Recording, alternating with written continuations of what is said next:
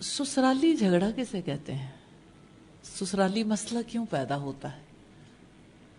اصل بات یہ ہے کہ جب کوئی لڑکی سسرال کو اپناتی نہیں ہے اور سسرالی رشتہ داریوں کو خون کے رشتہ داریوں کی طرح اہمیت نہیں دیتی تو مسئلہ پیدا ہو جاتا ہے۔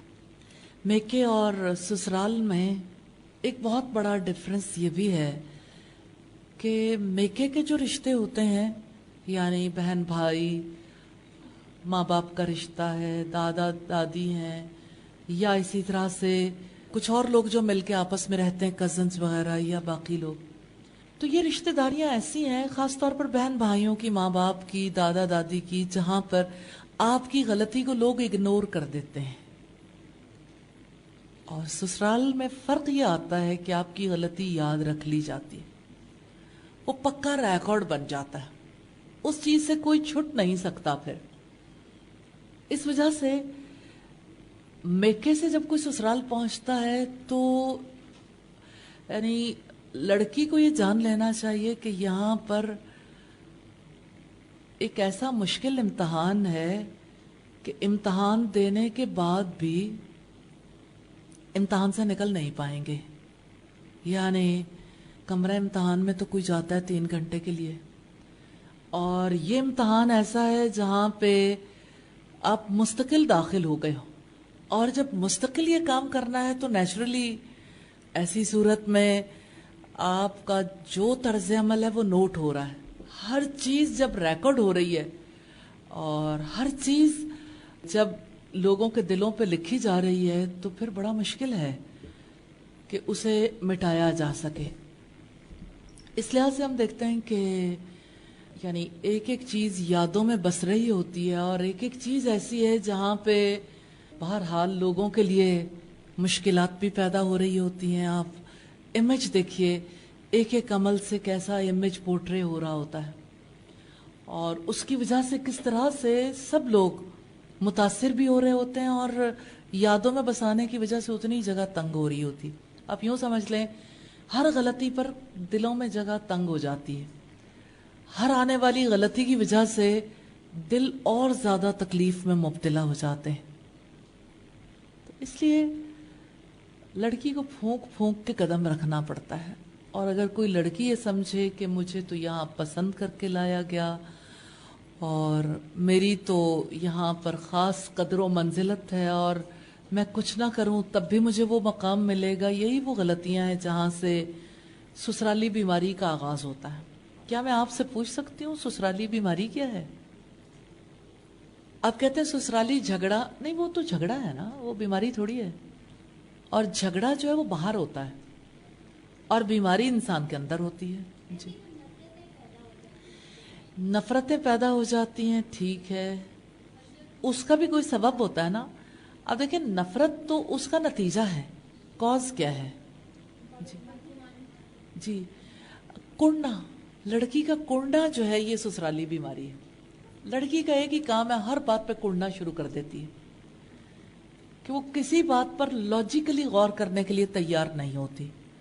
کنڈنے کی وجہ سے اپنی صحت بھی برباد، یعنی جسمانی صحت بھی خراب ہو جاتی ہے، اور ظاہر ہے کہ روحانی صحت بھی متاثر ہوتی ہے، عقل اور فکر بھی متاثر ہو جاتی ہے۔ تو اس لحاظ سے ہم دیکھتے ہیں کہ یعنی سسرال پہنچتے ہی اگر کسی پر اس بیماری کا حملہ ہو جائے، بس پھر وہ لڑکی بس نہیں پاتی، اور میں نہیں سمجھتی کہ ایسے میں اگر وہ ماں باپ کے گھر چلی جائے تب بھی اسے بیماری میں کوئی کمی محسوس ہوتی ہے، بیماری بڑھتی ہی چلی جاتی۔ یہ بیماری ایسی ہے جس کو ہوائی ملتی ہے، اور اس وقت یہ اور زیادہ تکلیف دہ ہو جاتا ہے جب لڑکی کی والدہ یا والد سمجھدار نہ ہو، یعنی وہ معاملات کی حقیقت سمجھنے والے نہ ہوں۔ اور نارملی ایسا ہوتا ہے کہ اپنی زندگی کو خراب کرنے کے بعد اپنی اولاد کی زندگی کو برباد کرنے کے لیے بھی ایسے لوگ تیار رہتے ہیں، کیونکہ نارملی جب لڑکی آ کے اپنے گھر والوں کو اپنے سسرال والوں کے بارے میں شکایت کرتی ہے تو وہ تصویر کا ایک رخ دکھاتی ہے۔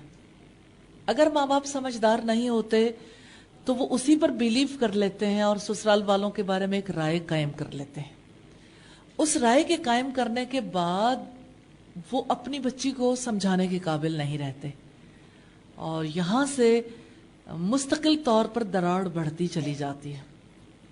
حل اس کا ایک ہی ہے، سسرالی جھگڑے کا حل سسرال کی حقیقت کو سمجھنا ہے، قبول کرنا ہے، اور لڑکی کا یہ تسلیم کرنا ہے کہ مجھے یہ ایڈجسٹ ہونا ہے۔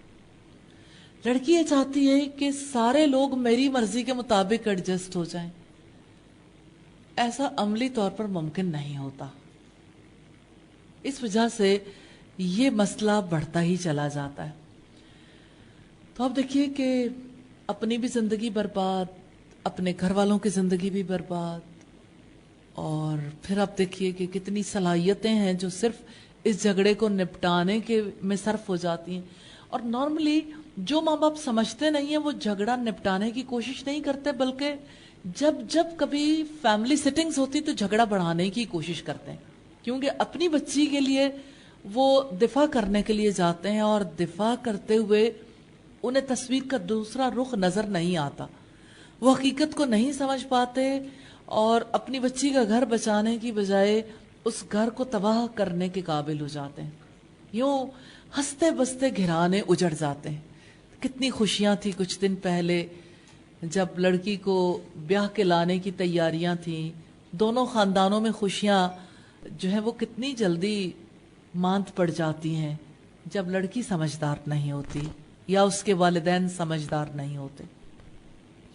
آپ یہ کہیں کہ ممکن آپ کے ذہن میں آئے کہ اس وقت ساری گیم جو ہے وہ لڑکی کے اوپر ڈال دی گئی ہے، اور یہ ہے کہ شاید یعنی اس میں جو سسرالی فیملی ہے اس کا کوئی رول نہیں ہے، اس کا رول اپنی جگہ پر ہے۔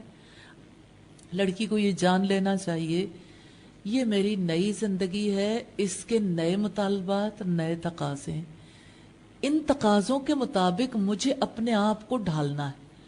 جو لڑکی اپنے آپ کو ڈھالنے کے لیے تیار ہو جاتی ہے تو وہاں پر سسرال کا جھگڑا پیدا نہیں ہوتا، کیونکہ ہر موڑ پر وہ اپنے آپ کو ڈھال لیتی۔ اس کا یہ مطلب نہیں کہ ماحول اس کی پسند کا ہو جاتا ہے، ہر بار وہ اپنے ناپسندیدہ ماحول میں بھی فٹ ہونے کے لیے اپنے آپ کو تیار کر لیتی ہے۔ اور یاد رکھیے گا کڑنے کے ساتھ کبھی کوئی ایڈجسٹ نہیں ہوتا۔ بدگمانیوں کے ساتھ، بدگمانی پہلی سٹیج ہے، کڑنا ذرا تھوڑا سا اگلی سٹیج ہے، کیونکہ بدگمانی کے بعد کڑنے کا عمل شروع ہوتا ہے نا۔ بدگمانی ہو جائے پھر اسے دل میں رکھا جائے، دیکھیں بدگمانی کی آگ ہر وقت بھڑکانی پڑتی ہے نا، تو کڑنے کا جو عمل ہے دراصل یہ ہر وقت کی آگ میں جلنے کا عمل ہے۔ لڑکی ہر وقت جلتی ہے اور وہ چاہتی ہے کہ دوسرے لوگ بھی اس آگ کو محسوس کریں اور میرے ساتھ شیئر کریں۔ وہ جس کے ساتھ بھی شیئر کرتی وہیں آگ لگ جاتی ہے، اور یوں ساروں کی آگ مل کے گھر جلا دیتی ہے، گھر ٹوٹ جاتے ہیں، محبتیں رخصت ہو جاتی ہیں۔ اس وجہ سے یاد رکھیے گا تبدیلی ایک ہی فرد کی چاہیے، اسی کو تبدیل ہونا ہے، اس نے ہی ایڈجسٹ ہونا ہے، اس نے ہی اپنے آپ کو ڈھالنا ہے، اس نے ہی اپنے آپ کو کنٹرول کرنا ہے۔ میں یہ سمجھتی ہوں کہ جو لڑکی اللہ کی خوشی میں اپنی خوشی کو شامل کر دیتی ہے اور سیکھ جاتی ہے، اس کے لیے یہ مشکلات نہیں رہ جاتی۔ تو اصل میں جس چیز کی ضرورت ہے وہ علم ہے، اللہ تعالیٰ کی محبت کا، اس کی معرفت کا، اللہ تعالیٰ کی خوشی میں اپنی خوشی کو شامل کرنے کا علم۔ اس کو سیکھے بغیر اگر جتنی جی چاہے باتیں سمجھا لیں، پریکٹیکلی کرنا ممکن نہیں ہوگا۔ بعض اوقات ایسا ہوتا ہے کہ انسان کو تھیوریٹیکلی اسے ساری باتیں پتہ ہوتی ہیں لیکن پریکٹیکلی اسے کرنی مشکل لگ رہی ہوتی ہے، کیونکہ اس نے صورتحال پہلے فیس نہیں کی ہوتی۔ جب کبھی بھی کوئی پہلی بار کرنا شروع کرے گا امتحان تو اس وقت کا ہے۔ اس لیے میں سمجھتی ہوں کہ پیرنٹس پر لازم ہے کہ اپنے بچوں کو اللہ تعالیٰ کے دین کا علم سکھائیں. اسلام از دا وے. یہ تو لائف سٹائل ہے نا. اس لائف سٹائل کے مطابق جینا محض لفظوں سے نہیں آتا جب تک کہ لوگ اس ماحول میں رہنا نہ سیکھیں. اور آپ دیکھیں کہ جتنی دیر تک ایک بچی اسلام کے الفاظ کو سیکھتی رہتی ہے تو اسے الفاظ تو آ جاتا ہے, رویے پھر بھی نہیں آتے. رویے تو برتاؤ سے ہی آتے ہیں نا. جب ایک ماحول میں رہنے کی وجہ سے کسی کی اپنی ناپسندیدہ بات کو کوئی برداشت کر لے, صبر کرنا سیکھے, جب کوئی اپنی خوشی کو سب سے بڑا نہ سمجھے, جو کوئی اپنی انا پرستی کو چھوڑنے کے لیے تیار ہو جائے اللہ کی خاطر, جو تواضع سیکھ لے, جس کو پتہ چل جائے کہ خدمت کرنا ہی سب سے بڑا کام ہے. نبی صلی اللہ علیہ وسلم نے فرمایا قوم کا سردار ان کا خادم ہوتا ہے. عورت بھی سرداری چاہتی ہے, وہ چاہتی ہے کہ میں گھر کی ملکہ بن جاؤں. ملکہ جیسے خوبصورت ڈریس پہنتی ہے, جیولری پہنتی ہے, تیار ہو کے نظر آتی ہے, میں بھی اچھا ڈریس اپ ہو جاؤں گی, یعنی اچھے طریقے سے تیار ہو جاؤں گی تو اس طرح سے سب لوگ مجھے قبول کر لیں گے. یہ بناؤ سنگھار بھی تبھی اچھا لگتا ہے جب لڑکی کا رویہ بھی اچھا ہو, جب وہ لوگوں کے لیے خدمت گزار ہو, جب تواضع اختیار کرنے والی ہو. کیونکہ تواضع کے بغیر, انا پرستی کے ساتھ تو یہ سارے کام عملاً ممکن نہیں ہوتے, لوگ قبول نہیں کر پاتے. تو لائف سٹائل تو کوئی انا پرستی کا سکھائے اور توقع یہ رکھے کہ جب عملی زندگی کا آغاز ہوگا تو بچی تواضع اختیار کر لے گی. اس کے لیے بہت بڑا امتحان شروع ہو جاتا ہے, بہت زیادہ تکلیف دہ ہو جاتی ہے ساری صورتحال جب وہ اپنی پہلی زندگی اور دوسری زندگی کے تقابل میں پڑی رہتی ہے. دراصل ایک ماں کو اپنی بچی سسرالی کے لیے ٹرینڈ کرنی چاہیے. آج کی ماں اپنی بیٹی کو جاب کے لیے, بزنس کے لیے تو ٹرینڈ کر دیتی ہے, کمانے کے لیے ٹرینڈ کر دیتی ہے. وہ اسے اچھی بیوی, اچھی ماں, اچھی بہو بننے کے لیے کب ٹرینڈ کرتی ہے؟ تو جب ٹریننگ ہی کسی اور بنیاد پر ہے, جب مقاصد ہی بدل گئے تو ظاہر ہے کہ پھر نتائج بھی بدلیں گے. اس لیے سب کو رک کر ضرور سوچنا چاہیے. کریکلم میں چینجز لانے کی ضرورت ہے. آپ اگر بالکل ابتدائی لیول سے لے کے انتہائی لیول تک دیکھ لیں, کسی جگہ پر بھی لڑکی یا لڑکے کو پریکٹیکل لائف کی رسپانسبلٹیز نبھانے کے لیے تیار کیا جاتا. اگر ہم ایک لڑکی کی بات کرتے ہیں کہ لڑکی جو ہے وہ اچھی ماں بننے کے لیے تیار نہیں کی جاتی, تو کیا کسی لڑکے کو اچھا باپ بننے کے لیے تیار کیا جاتا ہے؟ تو ایسا نہیں ہے. اگر لڑکی اچھی بیوی بننے کے لیے تیار نہیں کی جاتی تو لڑکے کو کب اچھا شوہر بننے کے لیے تیار کیا جاتا ہے؟ اگر لڑکی ایک اچھی بہو بننے کے لیے تیار نہیں کی جاتی تو لڑکے کو کب اچھا داماد بننے کے لیے تیار کیا جاتا ہے؟ اگر لڑکی کو اپنے وقت پر ایک اچھی ساس بننے کے لیے تیار نہیں کیا جاتا تو لڑکے کو کبھی ایک اچھا سسر بننے کے لیے تیار کیا جاتا ہے. پھر لائف کیا ہے, زندگی کیا ہے؟ اگر آپ زندگی پہ غور کریں گے تو آپ کو حیرت ہوگی. اس زندگی میں صرف کمانے کے لیے تعلیم حاصل کرنا, تعلیم دینا کتنا خطرناک طرز فکر تھا جو آج عملی طور پر سامنے آ گیا. آپ کی تعلیم کا مقصد اچھا انسان بنانا نہیں ہے.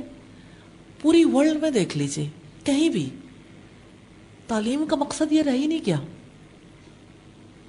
کہ اچھا انسان بننے کے لیے تیار کیا جائے. پھر انسان کا کیا درجہ ہے؟ وہ ایک اچھا سٹیزن ہو سکتا ہے اگر امریکن ایجوکیشن ہو تو. اچھا سٹیزن وہ ہے جو معاشرتی ذمہ داریوں کو سمجھتا ہو, شہری زندگی کو سمجھتا ہو اور اس کے تقاضوں کو پورا کر سکتا ہو. لیکن خاندانی زندگی کہاں گئی؟ خاندان ختم ہو گیا نا. خاندان کے لیے کسی نے کوشش ہی نہیں کی ایجوکیشن کے توسط سے، تو اس کا مطلب یہ ہے کہ اس کی کوئی لائف گھر کے لیے نہیں ہے. وہ اگر اپنے پاؤں پہ کھڑا ہونے کے قابل ہو جائے، معاشی ذمہ داریوں کو نبھا سکے، تب بھی اس کا گھر کا کوئی کانسیپٹ ایسا نہیں ہے کہ گھریلو طور پر اس نے اپنی ذمہ داریوں کو کیسے پورا کرنا. تو آپ ایک انسان کی ساری حیثیتوں کو ختم کریں گے، ایک اچھی بیٹی یا بیٹا، ایک اچھی ماں یا باپ، ایک اچھی بہو یا ساس، اور اسی طرح سے دیگر جتنی بھی حیثیتیں، سب حیثیتیں ختم ہو گئی نا. اس کا مطلب یہ ہے کہ اچھا انسان بننے کی تعلیم نہیں دی جا رہی، جس کے یہ ریزلٹس آ رہے ہیں. میں نے یہ بات خصوصی طور پر یہاں پہ بیچ میں اس لیے ڈسکس کر لی ہے کہ سوسائٹی میں ساری رسپانسبلٹی اگر ہم ماں باپ کے ذمے لگا دیں تو بحیثیت مسلمان کے اگر ہم دیکھیں تو معاشرتی ذمہ داری کہاں گئی؟ جیسا کہ آپ صلی اللہ علیہ وسلم نے فرمایا کہ من رأى منکم منکرا فلیغیرہ بیدہ، جو کوئی تم میں سے برائی کو دیکھے اس کو چاہیے کہ اپنے ہاتھ سے روک دے. اگر وہ ہاتھ سے نہیں روک سکتا تو زبان سے روک دے. زبان کی بھی طاقت نہیں ہے تو دل میں برا جانے، اور یہ ایمان کا سب سے کمزور درجہ ہے. من رأى منکم منکرا، جو بھی تم میں سے برائی کو دیکھے. من، جو کوئی، اس کا مطلب یہ کہ ہر فرد رسپانسبل ہے، سوسائٹی ذمہ دار ہے. اور آپ جانتے ہیں سوسائٹی کے 4 بڑے انسٹیٹیوشنز ہیں. میں نے یہ بات اس لیے آپ کے سامنے رکھی ہے کہ پتہ چل جائے کہ اگر ایک فرد، ایک فیملی میں بگاڑ آ رہا ہے تو بنیادی طور پر اس بگاڑ میں کس کس کا حصہ ہے. سوسائٹی کے 4 بڑے انسٹیٹیوشنز میں سے سب سے بڑا انسٹیٹیوشن ریاست ہے، اسٹیٹ. اسٹیٹ کی ریسپانسبلٹی ہے کہ وہ اچھی تعلیم کا بھی انتظام کرے. اسٹیٹ ایجوکیشن کی ذمہ دار ہے. اسٹیٹ کے ذمہ اگرچہ باقی چیزیں بھی ہیں، لیکن اسٹیٹ کی یہ سب سے بڑی ریسپانسبلٹی. اسٹیٹ عدل قائم کرنے کی بھی ذمہ دار ہے. اسٹیٹ کے 3 بڑے ڈپارٹمنٹ ہیں، عدلیہ، انتظامیہ اور مقننہ. اس کا مطلب ہے قانون سازی بھی پراپر کروائے، عدل و انصاف بھی مہیا کرے، اور اس کے ساتھ ساتھ انتظامی امور کو بھی سنبھالے. اگر کوئی جھگڑا اپنے حد سے بڑھ جاتا ہے تو ان چیزوں کے لیے بھی وہ نگران ہے. سوسائٹی کا بڑا انسٹیٹیوشن تعلیمی ادارہ، اسکول، کالج، یونیورسٹی ریسپانسبل ہیں سوسائٹی کے لیے اچھے افراد تیار کرنے کے. اس لیے تعلیمی ادارے یا تعلیمی اداروں کے لیے جو بھی مخصوص ادارے قائم کیے جاتے ہیں وہ ریسپانسبل ہیں کہ اپنے مقاصد کا تعین انہی ویلیوز کی روشنی میں کریں جو کسی سوسائٹی کا دین ہے، جو کسی کا لائف سٹائل ہے. ہمارا دین ہمیں ذمہ دار ٹھہراتا ہے تو ہمیں اپنی ذمہ داریوں کو پورا کرنا ہے بحیثیت انسان کے، بحیثیت مسلمان کے. جیسے مرد کی ذمہ داریاں ہیں، جیسے خواتین کی ذمہ داریاں، تعلیم ان ذمہ داریوں کو پورا کرنے کے لیے. اسی طرح سے اگر آپ دیکھیے تو تیسرا بڑا ادارہ عبادت گاہ ہے، مسجد. دینی تعلیم کے ادارے سب ریسپانسبل ہیں کہ وہ اپنی جگہ پہ اپنا رول پلے کریں. مسجد کیسے اس ریسپانسبلٹی کو پورا کرے؟ ہر جمعے کا خطبہ ایجوکیٹ کرنے کے لیے ہو. اور اسی طرح سے مسجد کے ساتھ مکتب کا جو تصور تھا ابتدائی اسلام میں، اگرچہ آج کے دور میں وہ بدل گیا، لیکن دینی تعلیمی اداروں کی ریسپانسبلٹی تو اپنی جگہ پر ہے.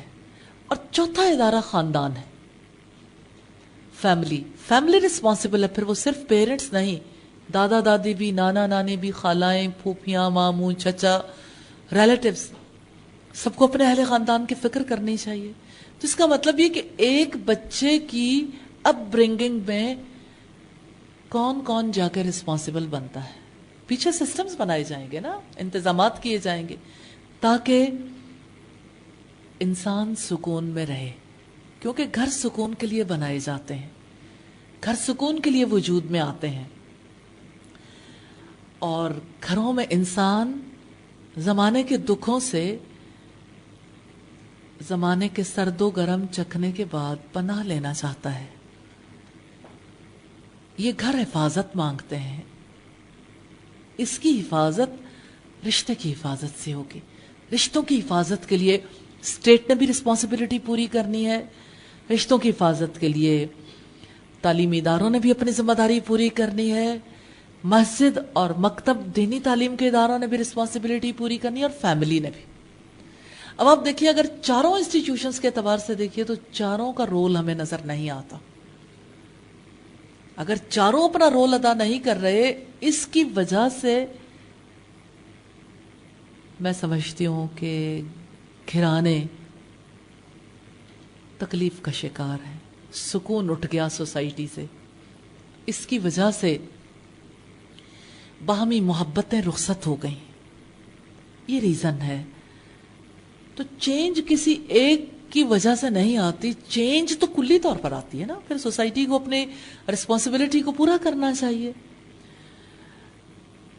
تو اب ہم آتے ہیں کہ ہم ساری چینج کی رسپانسبلٹی ایک لڑکی پہ لا کے ڈال دیں، تو یہ اس وقت ہے جب لڑکی کے کاندھوں پر رسپانسبلٹی ڈال دی جاتی ہے۔ اب چاہے اسٹیٹ رسپانسبلٹی پوری نہ کرے، اب چاہے مسجد رسپانسبلٹی پوری نہ کرے، دینی تعلیم کے ادارے رسپانسبلٹی پوری نہ کریں، اسکول پوری نہ کرے، فیملی پوری نہ کرے، تو ہر کسی کو اللہ کے آگے جواب دینا۔ اب وہ ساروں کی ذمہ داریوں کی جب نفی ہو گئی، تو جس کی زندگی ہے اس نے اپنی زندگی کے لیے اور آخرت کی جواب دہی کے لیے کام تو کرنا ہی ہے۔ اب اگر لڑکی تلخی فیل کرے کہ یہ سب کچھ میرے ساتھ کیا ہو گیا، تو اس کو کاؤنسلنگ کی ضرورت ہے۔ میں یہ سمجھتی ہوں کہ ہمارے جیسی سوسائٹی میں دینی تعلیمی اداروں کو خاص طور پر کاؤنسلنگ سیشنز بھی رکھنے چاہیے، تاکہ بچی کو ایڈجسٹ ہونے میں ہیلپ کی جائے، اور ماں باپ کو اس کے لیے اپنے بچوں کا رابطہ مسجد سے، دینی تعلیمی اداروں کے ساتھ ضرور جوڑ کے رکھنا چاہیے، تاکہ ان کے لیے یہ سلسلہ پھر وہاں سے گائیڈ لائن لینے بھی ممکن ہو جائے۔ تو ماں باپ جب نصیحت کے لیے کسی سے کنیکٹ نہیں کروائیں گے، ماں باپ جب کاؤنسلنگ کے لیے ان اداروں کا امیج اپنے بچوں کے ذہنوں میں بلڈ نہیں کریں گے، جب ماں باپ ان اداروں کے ساتھ ان کا رابطہ جوڑ کے نہیں رکھیں گے، تو وہ کیسے کاؤنسلنگ لیں گے؟ اور جب دینی تعلیمی ادارے اس کاؤنسلنگ کے لیے پریپیئرڈ نہیں ہوں گے، تو کاؤنسلنگ کیسے ہوگی؟ پھر تو جھگڑا صرف جھگڑے کی صورت میں ہی پنپتا رہے گا، بالآخر گھرانے ٹوٹ جائیں گے۔ ایسا کیوں ہو گیا ہماری سوسائٹی میں؟ پہلے ہی دن طلاق، ہفتے بعد طلاق، یا خلا کے کیسز ہزاروں کی تعداد میں رجسٹرڈ ہوتے ہیں ایک ایک سٹی میں۔ اتنی بڑی تعداد میں گھر ٹوٹ رہے ہیں۔ گھروں کے ٹوٹنے کے پیچھے اگر آپ دیکھیں تو اتنی ہی بات نکلتی ہے نا، لڑکی کڑتی ہے۔ لڑکی اپنا آپ سرنڈر کرنے کے لیے تیار نہیں ہے، لڑکی بدلنے کے لیے تیار نہیں ہے۔ تو اس ایک بچی کو اس نوبت تک پہنچانے کے لیے قصوروار تو سبھی ہیں، لیکن اب جو قصور ہو گیا تو بہرحال بدلنا تو پھر بھی اسے ہی ہے۔ آئندہ آنے والی نسلوں کے لیے ہم انتظام کر سکتے ہیں، اس کے لیے سوچ بچار کر سکتے ہیں، بہتری لانے کے لیے ترکیب اختیار کی جا سکتی ہے، اس کے لیے تدابیر اختیار کی جا سکتی ہیں، لیکن اس وقت جو لوگ فیس کر رہے ہیں ان حالات کو، تو وہ یہ جان لیں یا آئندہ فیس کرنے والے کہ اب تو چیلنج ہے، اور زندگی میں چیلنجز کو ایکسیپٹ کرنا پڑتا۔ اور اب دیکھیں کہ مجھے تو اللہ پاک کی بات جب میں یاد کرتی ہوں تو مجھے بہت اچھا لگتا ہے۔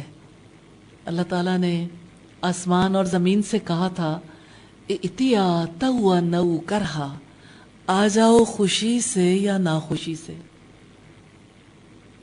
تو دیکھیں، لڑکی اب خوشی سے آ جائے تو بہت اچھا ہے، اور اگر وہ ناخوشی سے آئے تو آنا تو اسی موڑ پر ہے۔ گھر بسانے ہیں، گھروں کو سکون چاہیے، تو بہرحال یہ کام تو کرنا ہی ہے، تو بہرحال یہ کام تو کرنا ہی ہے، تو بہرحال یہ کام تو کرنا ہی ہے، تو بہرحال یہ کام